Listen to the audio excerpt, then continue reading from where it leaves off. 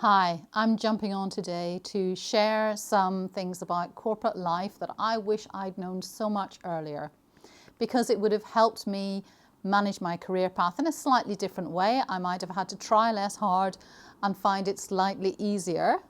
And because it's something that I bump up against whenever I'm coaching people at senior level, that perhaps it's taken them a while to learn as well. So here are the benefits of insight, and it's almost a letter to my younger self. So the first thing I would say that took me a long time to learn was how to use your voice constructively.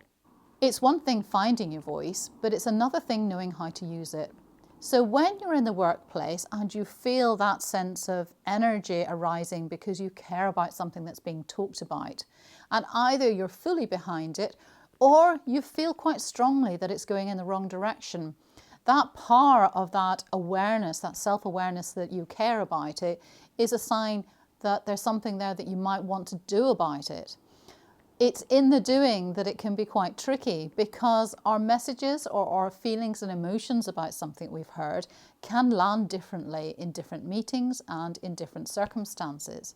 So when I'm coaching leaders who have found their voice, or middle managers who are finding a particular stream of activity to be something they really want to have influence on, I encourage them to do two things. One is to really think about why it matters to them and to find a good reason for that issue to be resolved. Now, it might be that it impacts culture as well as profit margins. It might be that it's around how people work rather than what they do. It doesn't really matter. But work through for yourself why it's important so that you're ready for any challenge. If you are expressing a view and you have prepared what you're going to say in a meeting and it falls flat, don't be disturbed by that. It might be that they haven't heard that view expressed before. It might be that you've been a little quiet in previous meetings, so they're a little bit stunned. And it might actually just be that they haven't got an answer.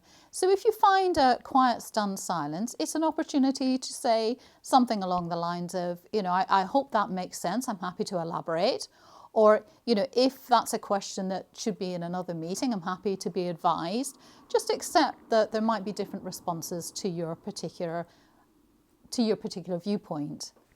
Finding your voice means knowing what you want to talk about, using your voice constructively, and then seeing what the feedback is. And that way you can't go far wrong. The second thing that I would advise my younger self in corporate life would be to be a little bit more self-aware.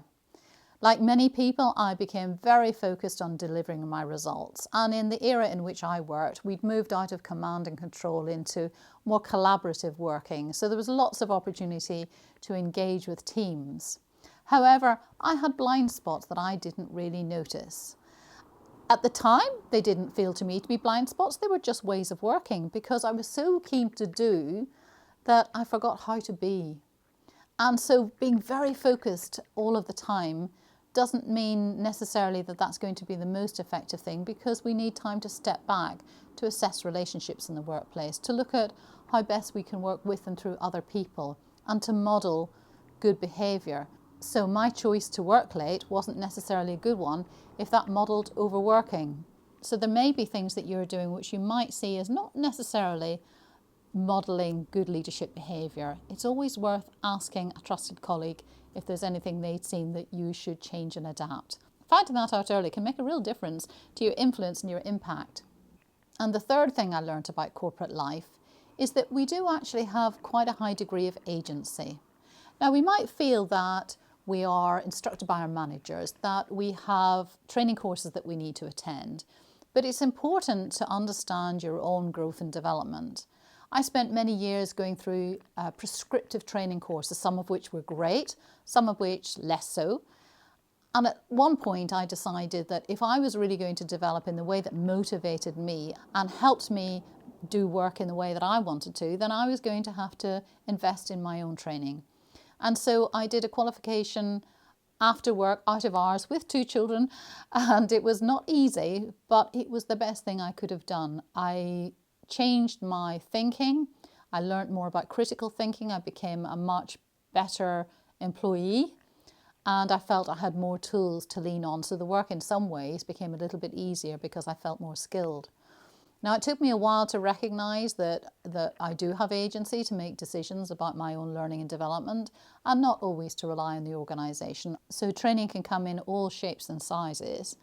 I chose to fund a particular qualification. There are lots of much cheaper online versions. There are ways in which you can simply attend events on a regular basis and negotiate time off for that.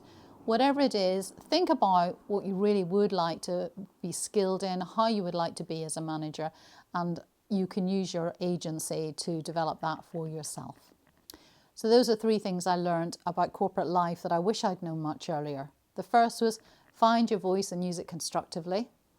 The second one was to be self-aware of your behaviour as a manager and a leader. And the third is to grow professionally and personally and find your own route to doing that. As an executive and leadership coach, I work with leaders at all levels to face their challenges and find their own constructive ways through some of the situations that they face so that they can feel fulfilled and, dare I say, enjoy the workplace. If you'd like to get in touch, please contact me or subscribe to my channel to get more updates. Thank you.